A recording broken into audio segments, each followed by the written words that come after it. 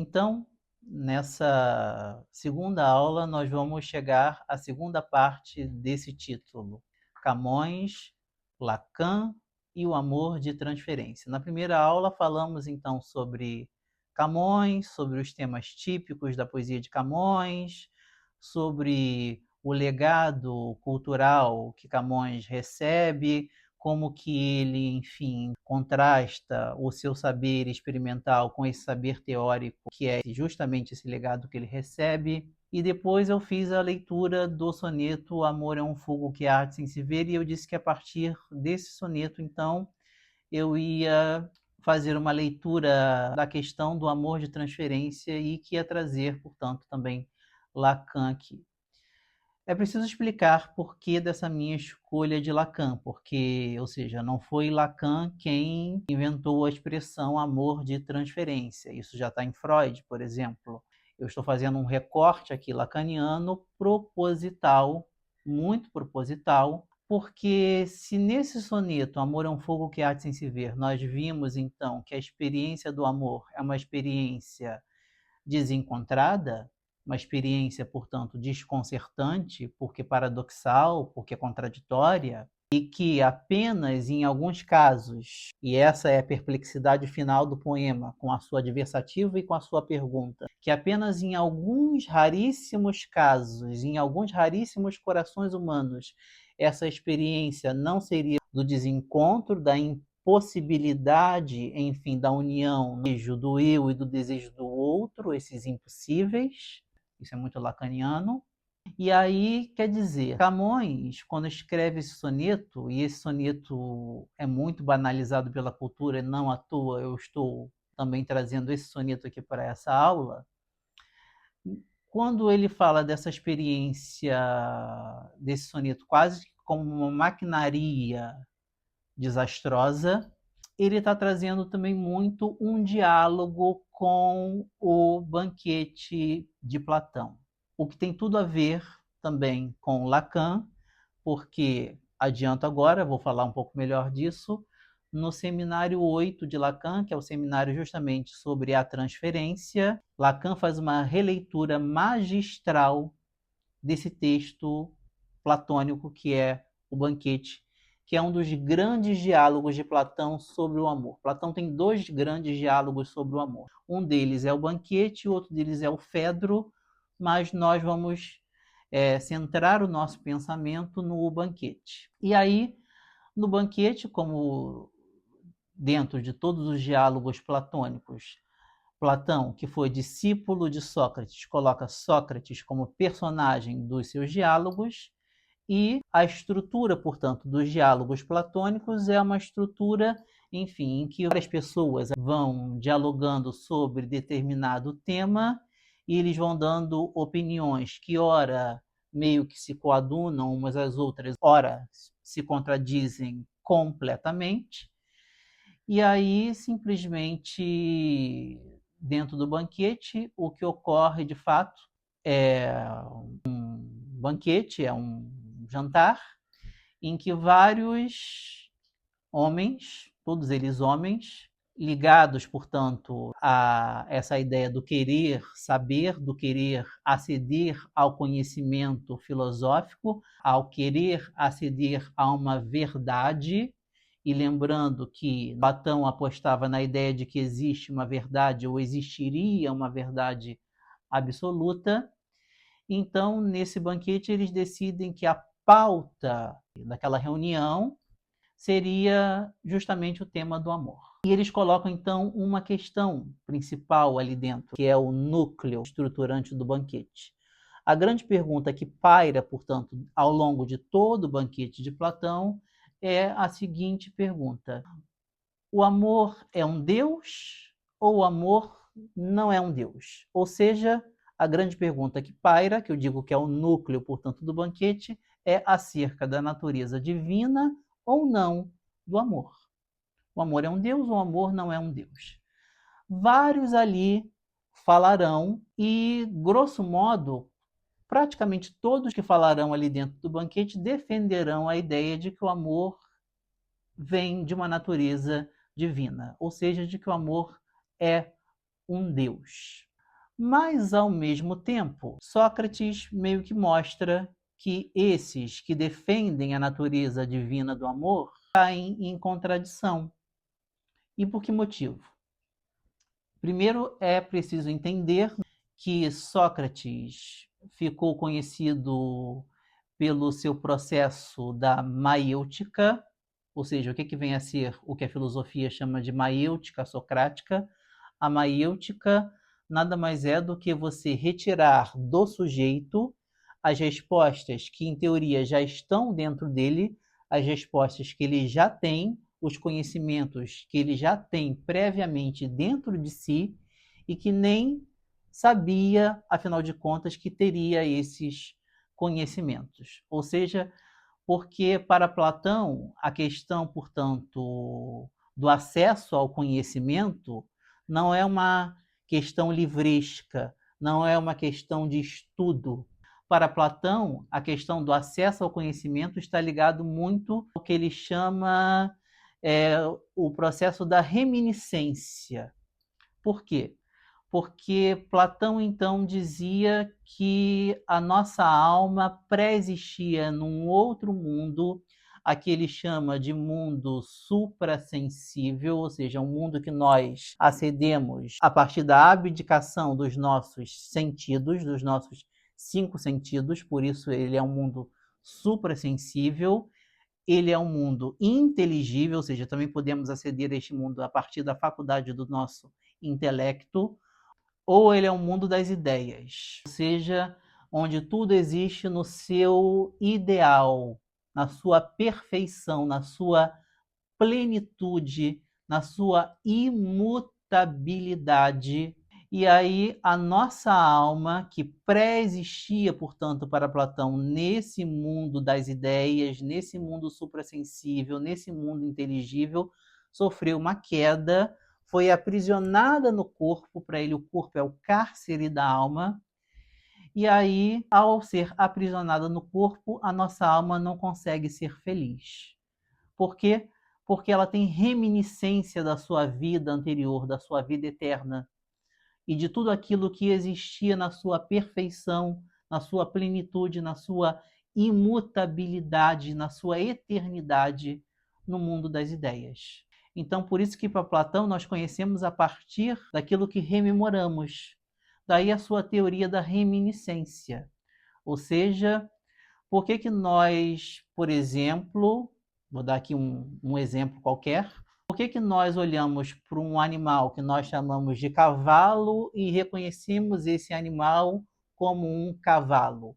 Porque a nossa alma, segundo Platão, que pré-existia no mundo das ideias, um dia conheceu, portanto, o cavalo perfeito, ideal, eterno, imutável, que existe em todo o seu esplendor no mundo das ideias, e ao estar aprisionada aqui nesse mundo que ele chama de mundo tangível ou de mundo sensível, ou seja, de mundo que aprendemos com os nossos sentidos, a nossa alma olha para esse animal cavalo e tem reminiscência desse cavalo que existe no mundo ideal, no mundo das ideias, nesse mundo suprassensível.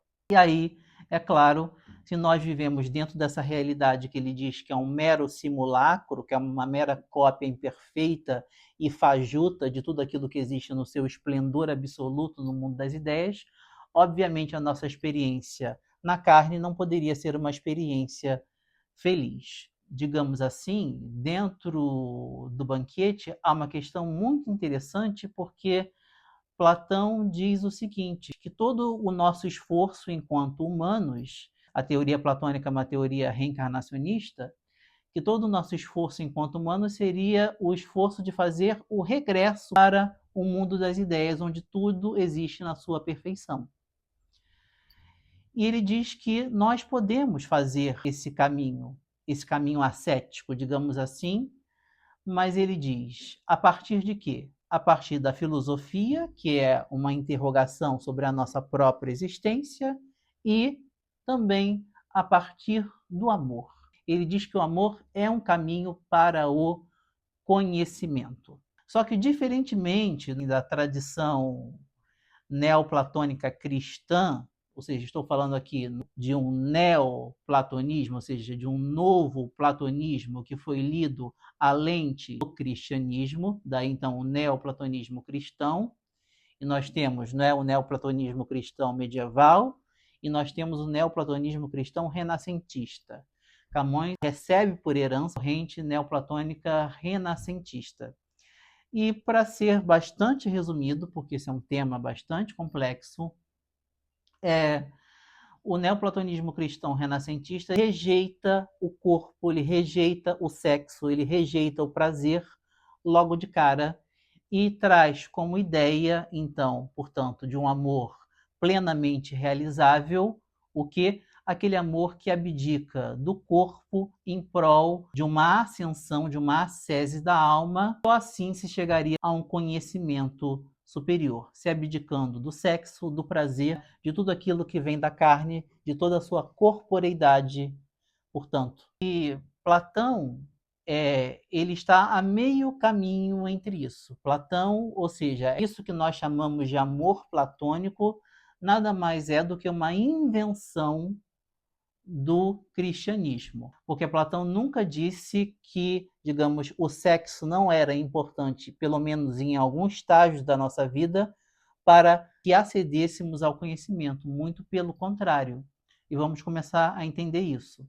Depois que todos ali do banquete falam, Sócrates então toma a palavra final e traz então uma recolha de todos os discursos que foram feitos ao longo do banquete. E ele começa a apontar então para as questões específicas de cada discurso. E ele diz o seguinte: olha, vocês disseram coisas interessantíssimas por A, por B, por C, mas vocês se contradizem aqui, vocês se contradizem acolá, etc. Mas dentre as opiniões de vocês que ora se coadunam e ora diferem, há uma questão em comum. Todos vocês estão de acordo, primeiro, de que o amor é um Deus, todos vocês, portanto, afirmam a natureza divina do amor, e todos vocês também estão de acordo que nós amamos, por que motivo? Amamos porque somos carentes. Amamos porque sentimos que alguma parte de nós falta, que alguma coisa nos falta, que somos seres incompletos, que precisamos então de uma completude. É por esse vazio que sentimos, é por esse desejo de completude que sentimos, é por sermos carentes que nós então transferimos para um outro ser, como diria a psicanálise, em quem eu projeto várias características, vários atributos, vários adjetivos, enfim, que eu pressuporia ver em mim mesmo, eu transfiro para esse outro e imagino formular com esse outro uma espécie de célula narcísica, ou seja, esse outro seria a minha outra metade da laranja, a minha tampa da panela. Olha como que a nossa cultura sempre fala desse sintoma, dessa falta, disso que Lacan nomeou de falta a ser. Nós somos seres faltantes. Daí a nossa angústia. A nossa angústia de castração, para Lacan, está ligada nessa ideia de que nós somos seres de falta e não seres de completude. Mas voltando então aqui para Platão, Platão diz o seguinte, ou seja, vocês estão diante de duas ideias que vocês afirmam e que ao mesmo tempo são contraditórias. Vocês afirmam que o amor é de natureza divina e vocês afirmam que nós amamos porque nós somos carentes. E aí ele então faz o processo da maiêutica, que ele devolve a pergunta para os seus interlocutores. E qual a pergunta que ele devolve? A pergunta é a seguinte: vocês estão de acordo que o amor é de natureza divina e que amamos porque somos carentes? Mas, pergunta, os deuses são plenos ou os deuses são carentes? Isso desconcerta, portanto, todos os interlocutores, e eles dizem: não, os deuses são deuses justamente porque são plenos. Por isso eles são deuses, eles não são carentes. E Platão então diz: então vocês caíram numa contradição do seu próprio discurso, já que vocês estão admitindo que nós amamos por uma carência, por um desejo de completude. Os deuses são plenos. Se, portanto, os deuses são plenos e o amor é carente, o amor não é de origem divina, o amor não pode ser um Deus. Se o amor não pode ser um Deus, o que o amor era então? E aí esse é um ponto muito lindo do banquete, porque Platão diz, olha só, eu vou dizer aqui para vocês, e tudo que eu disser aqui é uma repetição das palavras que um dia eu ouvi de uma sacerdotisa de um tempo antigo chamada Diotima de Mantineia, ou seja, Diotima da cidade de Mantineia, porque quando eu era mais jovem eu pensava, tal como vocês, que o amor era, portanto, de natureza divina, que o amor era um Deus. E Diotima de Mantineia me fez cair na minha própria contradição. E Diotima de Mantineia me disse o seguinte, essa sacerdotisa de um tempo antigo. Ela diz que o amor não é nem humano, nem divino, que o amor está num meio caminho. Ou seja, ela diz que o amor é um daimon, um demônio no sentido grego da palavra. Ou seja, o que seria um daimon para a cultura pagã, para a cultura grega? O daimon seria aquele que poderia fazer a ponte entre o plano terrestre e o plano celeste. A gente pensa nos mitos, que são muito pedagógicos, inclusive, a gente vê que por diversas vezes os deuses se metamorfosearam, porque os humanos não poderiam olhar para os deuses em todo o seu esplendor divino. Então, os deuses muitas vezes se metamorfosearam em fenômenos da natureza, em animais, etc., para copular com os humanos por conta do amor. Então, o plano celeste descia ao plano terrestre por conta do amor, e do mesmo modo poderia acontecer o contrário, ou seja, o plano terrestre sofrer uma anagnórese, ou seja, se alçar à condição divina por intermédio do amor. Foi o que aconteceu, por exemplo, quando Zeus se apaixona por Ganimedes. Ganimedes era um efebo, era um jovem lindíssimo que Zeus viu, e ele não admitiu a ideia de voltar para o Olimpo sem levar Ganimedes junto consigo, tamanha a beleza desse jovem. E Zeus então rapta Ganimedes e leva Ganimedes para o Olimpo. No Olimpo, então, ele dá o sopro divino para Ganimedes. Ganimedes é alçado, então, à condição de deidade, e ele se torna uma espécie de garçom dos deuses. Ele começa, então, a servir para os deuses o néctar, ou seja, que é a bebida dos deuses, e a ambrosia, que é o alimento dos deuses. Então percebam vocês essa potência daimônica, demoníaca do amor, que nada mais é dentro da cultura pagã do que a de unir o plano terrestre e o plano celeste. O amor, portanto, seria um daimon, uniria esses dois planos. E aí, Diotima de Mantineia diz que o amor é sempre uma experiência também desastrada, é sempre uma experiência que muitas vezes leva ao sofrimento, ao descontentamento, em palavras camonianas, ao desconcerto. Por que motivo? Diz ela. Porque o amor é fruto de uma incongruência, o amor é fruto de uma coisa que nunca deveria ter acontecido. E ela vem então e nos conta uma história. E a história que ela nos conta é a seguinte: que houve, portanto, um banquete, ou seja, uma grande celebração, uma grande festa de aniversário para Afrodite, ou seja, um grande banquete para celebrar o aniversário de Afrodite, e que todos os deuses se fartaram ali de comer e de beber, e que os deuses beberam tanto que saíram de lá embriagados. E, ao fim da festa, para recolher, portanto, os detritos, as sobras, teria surgido a deusa Penia, que estava ali agachada no chão, recolhendo, portanto, os detritos, as sobras de comida, de alimentos, enfim, da festa. E Penia, então, avista, de repente, completamente ébrio, completamente bêbado, o deus Poros, que era um deus belíssimo. Poros é traduzido do grego para o português como recurso. Poros, portanto, é o deus da riqueza. Poros é o deus da abundância. Poros é o deus do recurso absoluto. Enquanto Penia é a deusa da miséria, da mendicância e da ausência de recurso. Penia, então, vendo que Poros estava embriagado e sentindo uma atração imensa por Poros, Penia, então, simplesmente parte para cima de Poros e os dois têm uma cópula. E dessa cópula nasce Amor, Deus Amor, ou que nós chamamos também Cupido.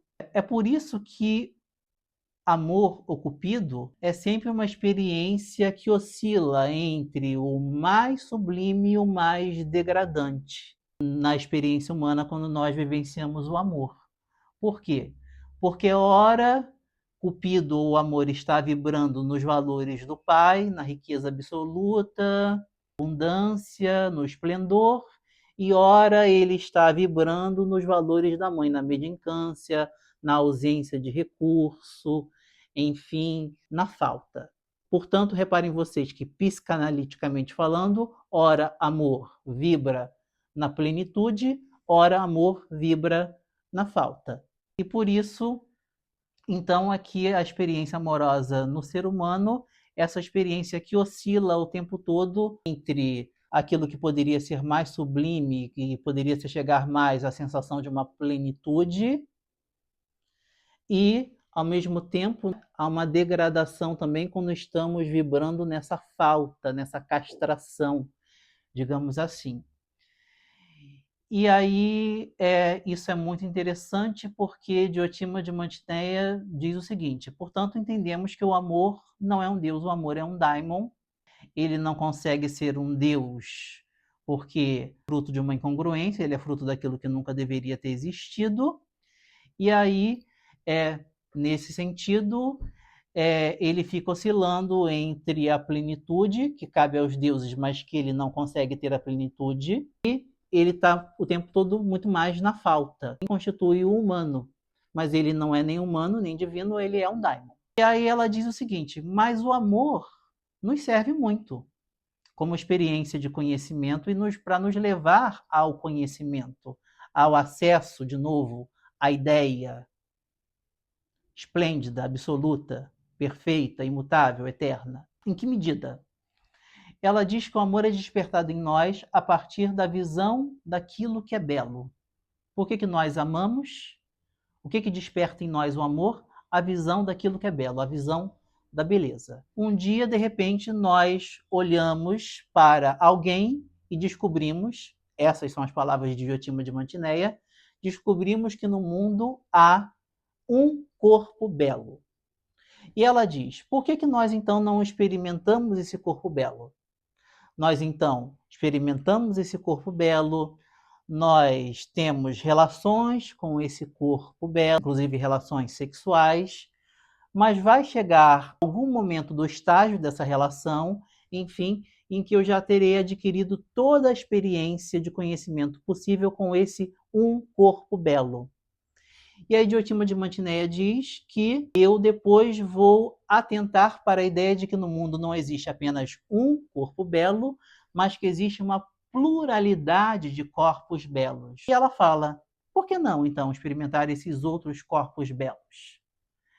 E aí o ser humano vai experimentando esses corpos, vai experimentando aquilo que ela chama de amor misto, porque Diotima diz que o amor pode ser entendido a partir de uma escala que não aleatoriamente na filosofia ficou entendida como a escala de Diotima, e a escala de Diotima pressupõe a ideia de que existe o baixo amor, o amor misto e o alto amor.